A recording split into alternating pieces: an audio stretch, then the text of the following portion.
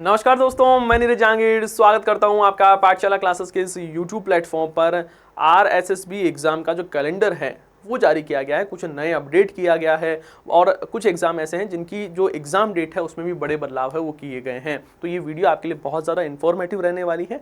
छोटी सी वीडियो रहेगी लेकिन आपके लिए यूज़फुल रहेगी, क्योंकि यदि आप इस इन्फॉर्मेशन से वंचित रह जाते हो या थोड़े दिन बाद में आपको ये इन्फॉर्मेशन मिलती है तो इससे आपका नुकसान है वो हो सकता है। मैं आपको सीधा वहाँ पर ले जाता हूँ। ये एक राजस्थान कर्मचारी चयन बोर्ड द्वारा प्रेस विज्ञप्ति है वो जारी की गई है और इसमें कहा गया है कि राजस्थान कर्मचारी चयन बोर्ड जयपुर द्वारा परीक्षा कैलेंडर जो 2025-26 की जो विज्ञप्ति है उसके अनुसार यहाँ पर कुछ बदलाव है वो किए गए हैं। सीधा अपन बात करते हैं कि जो वनपाल सीधी भर्ती परीक्षा है ना, वनपाल जो भर्ती परीक्षा है इसके अकॉर्डिंग इसके लिए हम बात करें तो ये पहली बात तो CT 10+2 के अंदर है। ये तो आपको पता ही है कि हाँ सर, ये हमें पहले से ही पता है, CT 10+2 के अंदर है। और इसका एग्ज़ाम है वो कब आयोजित होने वाला है तो याद रखना 28/6/2026 को, ठीक है। तो 28 जून को इसका एग्जाम है वो होने वाला है, ये ध्यान रखना है। आगे बात करें कि यहाँ पर जो लिपिक ग्रेड कनिष्ठ सहायक मतलब कुल मिला के जो LDC वाली भर्ती है, LDC की भर्ती है, ये भी CET 10+2 के अंडर होने वाली है ना। और इसका एग्जाम है वो कब होगा, वो साहब 5 जुलाई 2026 को इसका पेपर होने वाला है, ये ध्यान रखना है। और वहीं हम बात करें जो पर्यवेक्षक महिला सीधी भर्ती परीक्षा है जो कि CT ग्रेजुएट लेवल के अंदर आने वाली है, इसका एग्जाम आपको 24 जुलाई को देखने को मिलेगा।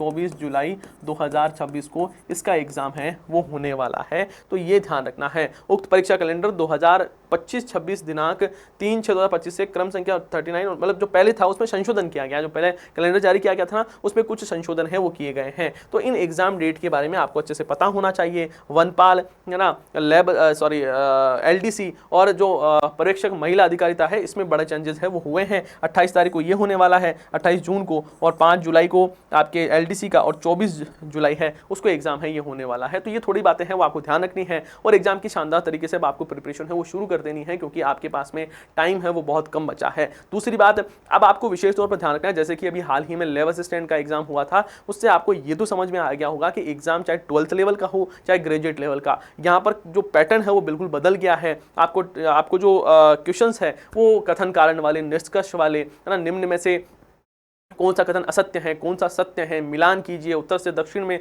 क्रम में व्यवस्थित कीजिए, बढ़ते क्रम में घटते क्रम में व्यवस्थित कीजिए। ऐसे क्वेश्चंस की आपको ज़्यादा से ज़्यादा प्रैक्टिस है वो करनी है। आपके पास में जितना भी टाइम बचा है आपका फोकस ये होना चाहिए कि मैं अच्छे क्वेश्चंस की प्रैक्टिस करूँ और बढ़िया तैयारी करूँ, क्योंकि यदि आप ये सोच रहे हो पुराने पैटर्न से मैं अधिक पढ़ता हूं तो मेरा सिलेक्शन हो जाएगा, तो नहीं होगा। और यहाँ पर प्रैक्टिस से ज़्यादा आपका कॉन्सेप्ट क्लियर भी होना जरूरी है। यदि आपके पास में 4 कथन दिए हुए हैं तो आपको उस कथन के बारे में पढ़ना होगा, है ना, समझना होगा। साथ ही जो बच्चे मेरे को ये पूछते हैं कि सर हमें करंट अफेयर के बारे में बताइए कि करंट अफेयर हम कैसे पढ़ें, तो मैं आपको बता दूँ, करंट अफेयर के लिए आपके सुबह 8 बजे क्लास होती है और सुबह 8 बजे वाली क्लास में आपको पढ़नी है। आप कहोगे सर हमारे पास में एग्जाम तो बिल्कुल नज़दीक आ गया है, बेटा ध्यान रखना, अभी लैब असिस्टेंट का एग्जाम देख लो या कोई भी एग्जाम देखोगे, एग्जाम्स के पहले, है ना, एग्जाम के पहले 3 से 4 महीनों का करंट अफेयर है, उससे मैक्सिमम क्वेश्चन है वो पूछे जा रहे हैं, मैक्सिमम क्वेश्चंस है वो पूछे जा रहे हैं। तो इन 3-4 महीनों का करंट अफेयर आपको पढ़ना ही है, क्योंकि सुबह 8 बजे वाली क्लास होती है,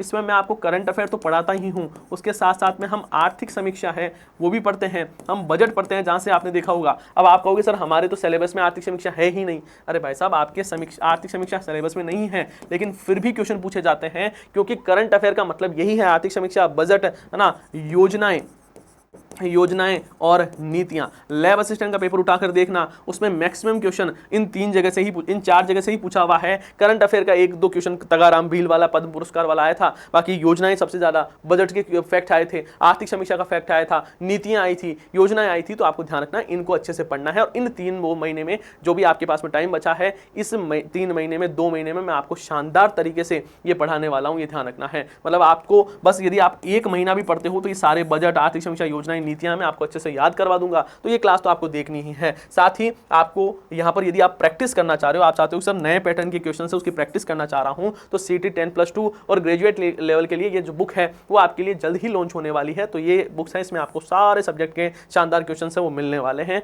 उसके साथ ही यदि आपको भी CT 10+2 और ग्रेजुएट लेवल की तैयारी तो करनी ही करनी है भाई, ग्रेजुएट लेवल के एग्जाम की तैयारी करोगे ही, और या फिर आपके कोई भी छोटे भाई बहन वो तैयारी कर रहे हैं तो उनको जरूर सजेस्ट करना है कि इस बार आपको कोर्स लेकर तैयारी करनी है, अच्छे से तैयारी करनी है, कॉन्सेप्ट है उसको समझना है। आप कॉन्सेप्ट को समझोगे तभी इस बार सिलेक्शन होने वाला है। और आपके लिए जो सुदर्शन बैच है उसकी शुरुआत है वो हो चुकी है 13 मई, मतलब आज से ही शुरुआत हुई है, जिसमें आपका ऑफलाइन फीस है वो 11,000 रुपये रखी गई है और ऑनलाइन फीस है वो 751, मात्र 751 रुपये फीस है वो रखी गई है। तो इसमें आप आराम से सिलेक्शन है वो ले सकते हो। मतलब आप सोचो इतनी बड़ी टीम है वो आपको शानदार तरीके से जब तक एग्जाम नहीं होगा तब तक आपको पढ़ाने वाली है। तो बढ़िया तरीके से तैयारी करो, शानदार तरीके से आपको प्रैक्टिस है वो करनी है, तभी इस बार सिलेक्शन है वो होने वाला है। लेकिन फिर भी कोई डाउट रह जाता है, कोई चीज़ पूछनी है आपको, तो ये मेरे नंबर है 78, है ना, कलर चेंज कर लेता हूँ जिससे दिख जाए, 7891046470। आप मुझे इस पर मैसेज कर सकते हो, कोई इशू हो तो तभी करना, है ना, हेलो हाई के लिए मत करना। बाकी हम मिलते हैं नेक्स्ट सेशन में, तब तक के लिए जय हिंद जय भारत।